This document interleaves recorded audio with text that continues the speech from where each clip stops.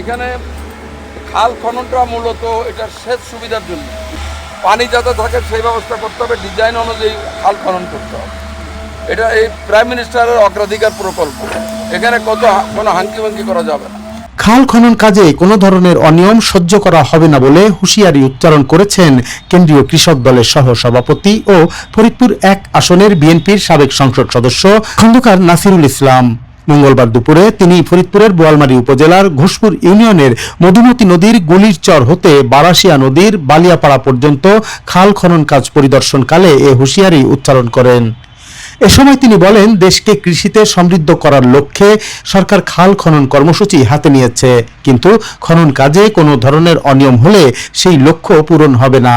তিনি বলেন, খননের মাধ্যমে খালগুলোতে সারা বছর পানি থাকবে, যে পানিতে মাছ চাষ করে মৎস্য সম্পদে সমৃদ্ধ হবে দেশ, তেমনি খালের পানি ব্যবহার করে উপকৃত হবেন কৃষকরা। খন্দকার নাসিরুল ইসলাম আরো বলেন, নিয়ম অনুযায়ী খাল খনন করতে হবে যাতে প্রকৃত উদ্দেশ্য সাধিত হয়। এ সময় বিএনপি ও অঙ্গ সংগঠনের নেতৃবৃন্দ তার সাথে ছিলেন। খাল খনন তো আমাদের এখানে একটু দেরি করে হলেও শুরু হয়েছে। খাল খনন এখানে ঠিকঠাক মতো না হওয়ার কোনো ব্যবস্থা নাই। এখানে প্রধানমন্ত্রীর অগ্রাধিকার প্রকল্প, এটা এখানে ঠিকঠাক মতো কাজ হইতেই হবে। ঠিকঠাক মতো যতক্ষণ পর্যন্ত না হবে ততক্ষণ পর্যন্ত আমরা এখানে যারা কাজ করছেন বা সংশ্লিষ্ট যারা আছেন, চেয়ারম্যান, মেম্বাররা বা উপজেলা প্রশাসনের, তারা এখান থেকে জবাবদিহি করতে হবে। এটা খাল খননের উচ্চ পর্যায়ের তদন্ত হবে, সেই জন্য খাল খননের সাথে কোনো আপোষ করার কোনো সুযোগ নেই।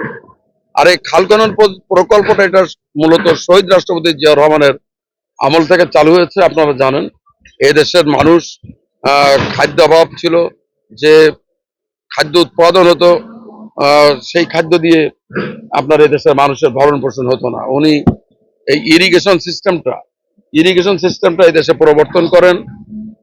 আমাদের দেশের মানুষ আগে যে ফসল পেত তার চেয়ে এখন কয়েক গুণ বেশি পায়। জিয়াউর রহমান সাহেবের এই খাল খনন প্রকল্পটাকে মূলত হিংসা করে পরবর্তীতে বাদ দিয়ে দেওয়া হয়, যেটা আমাদের নতুন প্রধানমন্ত্রী তারেক রহমান সাহেব উনি ক্ষমতা এসেই, এটা আমাদের নির্বাচনী ওয়াদাও ছিল যে খাল খনন প্রকল্প চালু হবে। সেই মর্মে সারা দেশব্যাপী খাল খননটা একটা বিপ্লবের পর্যায়ে এসে গেছে। খাল খনন হবে, এখানে পানি থাকবে, মাছের চাষ করবে এই এলাকাবাসী খালে, এখানে এই জমি থেকে এই খাল থেকে সেচ সুবিধা পাবে, ফসল উৎপাদনে এখানে ব্যাপকভাবে উন্নতি হবে।